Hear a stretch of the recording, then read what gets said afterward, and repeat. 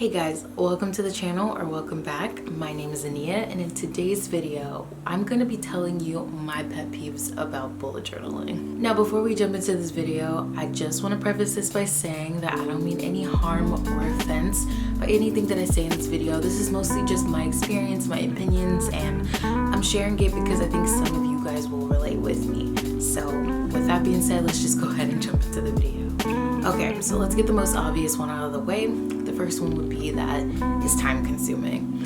So this very much depends on person to person. However, for me personally, because of the spreads that I create and the kind of spreads that I like to have in my bullet journal, it takes me probably about like an hour and a half to 2 hours to just outline my bullet journal and get it ready to be decorated. And then it probably takes me about 2.5 to 3 hours to actually create my entire spread as a whole.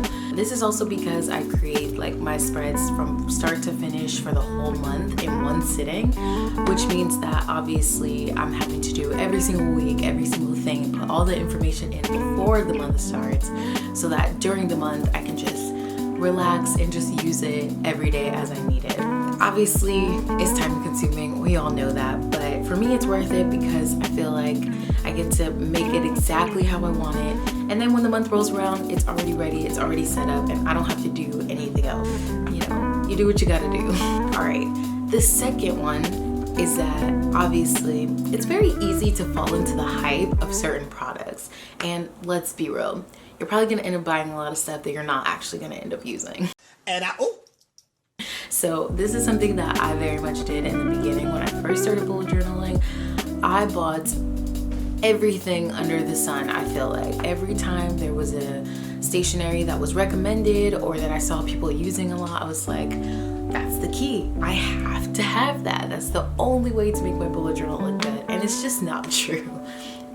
It's just not true. You can really use any stationery, anything that you like, anything that you already have.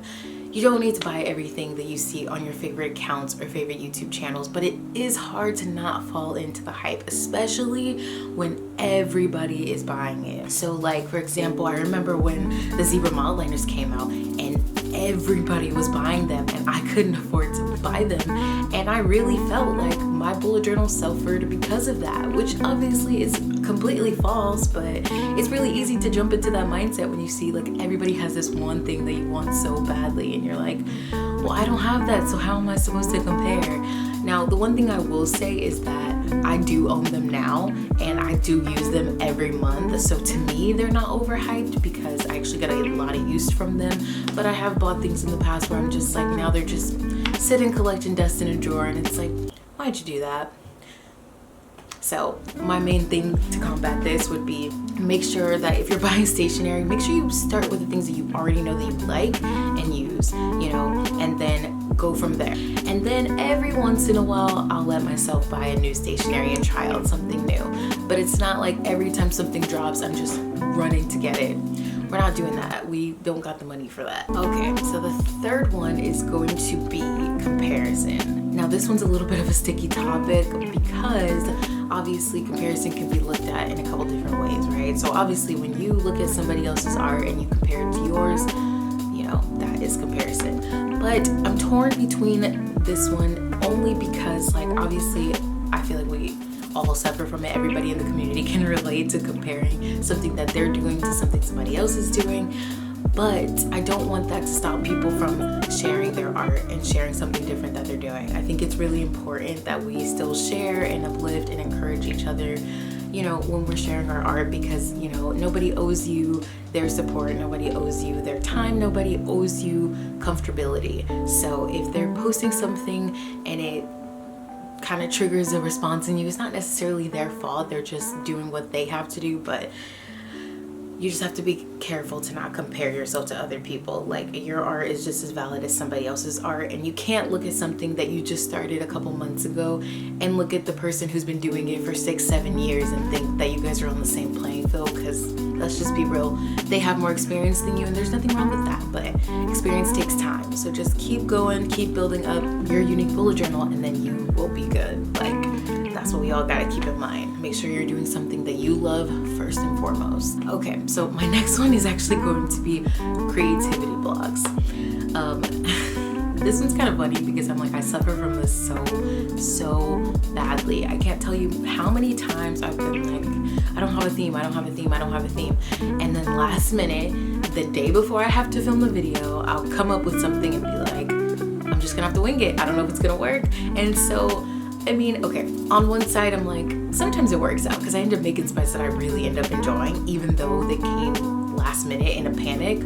But then other times I'm like, I could have done something really cool with this theme, but I just didn't give myself enough time because I'm like blocked by like thinking about, okay, first and foremost, I have to do something that I enjoy doing. Second, it has to meet the requirements of the people that I'm sharing it with, right? So when I say that, I mean like, I want to produce stuff that you guys want to see as well, and things that inspire you and things you can recreate. In order to do that, I obviously need to make sure that I'm keeping you guys in mind when I'm creating my spreads. And so I think that's where the creativity block really comes from, because when I wasn't posting my art online, obviously it's something I didn't have to worry about because it's just, I'm the only one who's gonna see it. So if it ended up turning out really bad, which I've had some really bad spreads, but if it turns out really bad, at least it's like, well, nobody else has to see it. But now, because I'm sharing, it's like, well, I have to make sure this doesn't turn out bad. So obviously waiting until the last minute, not ideal. But that is, I think that's probably one of my biggest pet peeves is I hate the creativity block. And sometimes I just have to just go online, find inspiration, and just think about, okay, what would be a really cool theme that I like, that I think my audience would like, that I can throw together and I'm gonna be proud of it at the end of the day. So it's a work in progress, but we're figuring it out. Okay, and then last but certainly not least is the conversation of privacy. Now this is more of kind of like a PSA than it is like a pet peeve, but this one can be a little bit tricky because it's hard to know what you shouldn't be posting and what you should. Now I'm not a gatekeeper, so you can post whatever you're comfortable posting online. I'm not gonna judge you, that has nothing to do with me.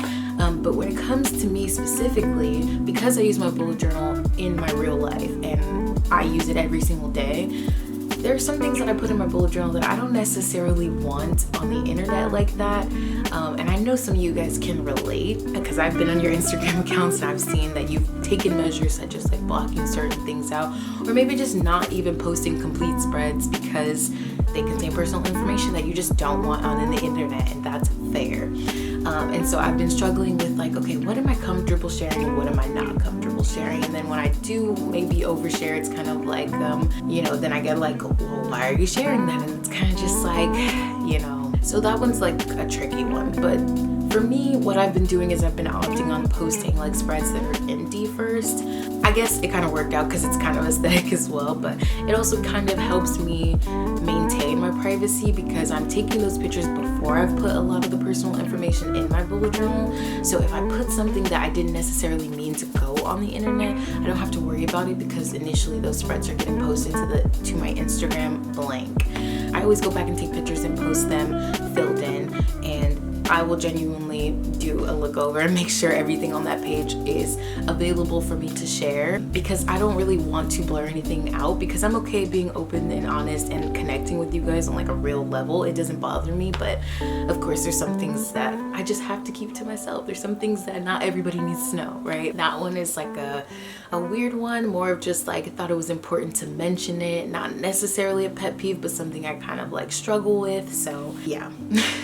But anyway, if you guys enjoyed this video, please leave a like, a comment, make sure you guys subscribe. If you related to anything in this video or shared my pet peeves, let me know down below. And also, if you have any pet peeves that I didn't mention in this video, also leave that down below and let me know. But yeah, I love you guys so much. Thanks for watching, and I hope I will see you guys